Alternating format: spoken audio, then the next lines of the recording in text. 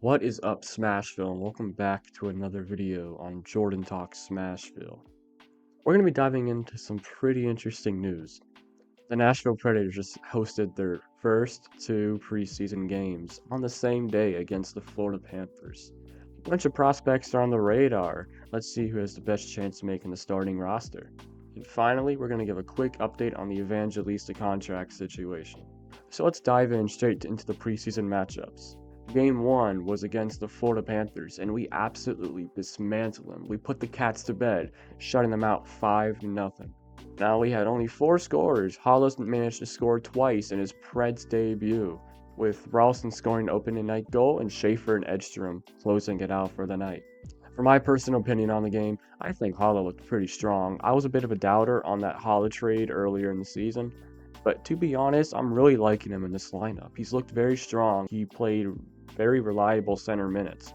I mean, he manned the center area pretty well. He took advantage of plays when the defenders weren't looking. He set up behind the net and he managed, put pucks in deep, and he just sat there waiting for the puck to come. And eventually the pucks did, and he managed to score not once, but twice. I'm really liking what he's doing for Nashville, and I really hope he keeps on doing that towards the regular season. The rookies did step up. We had Reed Schaefer and David Edstrom scoring those closing goals. And even though they weren't really important, because let's be honest, it wasn't really a close game anyways, goals are important, and it just shows the dominance of the team. And I really like what Schaefer and Edstrom are doing for that younger core. I really hope to see them play some minutes sometime in the future this season. And then in net, even though he didn't even start for half the game, Matt Murray showed up when it meant the most in Nashville. Out of the 12 shots he faced, he saved every single one. He had some big saves, small saves, desperation saves. He had everything. I really liked what he's doing.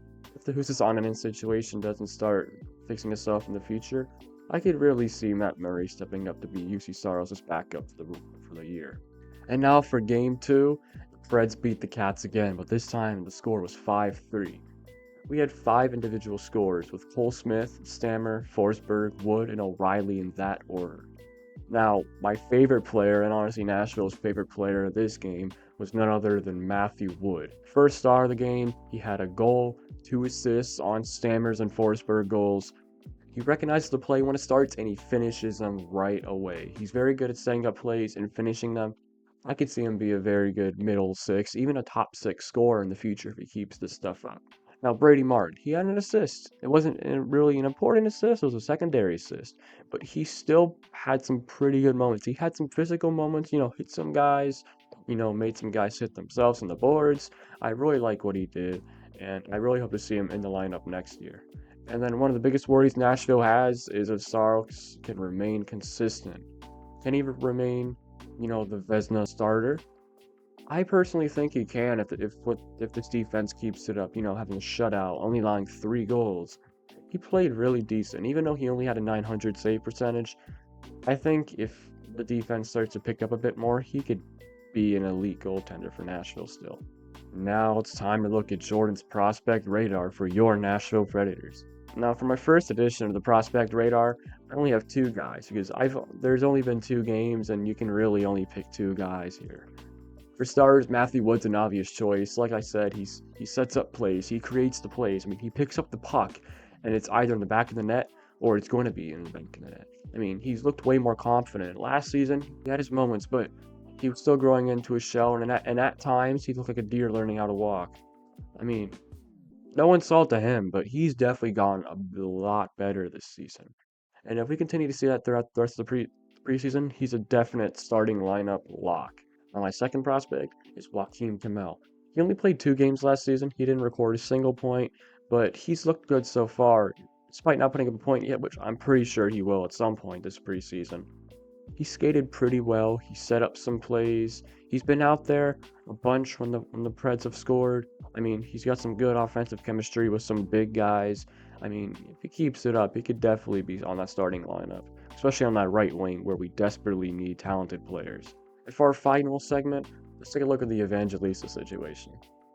Now, reports have shown that he's actually gone to Canada instead of stayed in Nashville for the preseason. He has still not signed a contract with Nashville, and this still comes up to the same reason that the agents don't want to sign long term, because to be honest, Nashville's future is very uncertain. We don't know what's possible for them. We don't know if they're gonna, suck again or if they're gonna make the playoffs. Nashville wants a longer deal, which makes sense. They want to keep they want to keep their younger players long term, which I respect that.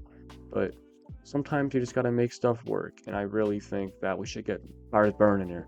There's even some rumors that he might be traded. Now, Nashville has quickly shut these down, saying that they do not plan on trading him in the future. But with Evangelista going up to Canada instead of staying for preseason and training camp, it's starting to have Nashville on their heels. Something might happen, but we're just gonna have to find out. All right, well, that is it for today's episode of Jordan Talks Nashville. My apologies for not uploading a bunch. I've just gotten into college. It's been about a month since I started, so I'm still kind of getting used to my schedule. So I will find time to upload for you guys, and I'll make sure to keep you all updated on Nashville stuff. Without further ado, I'll see you guys in the next time.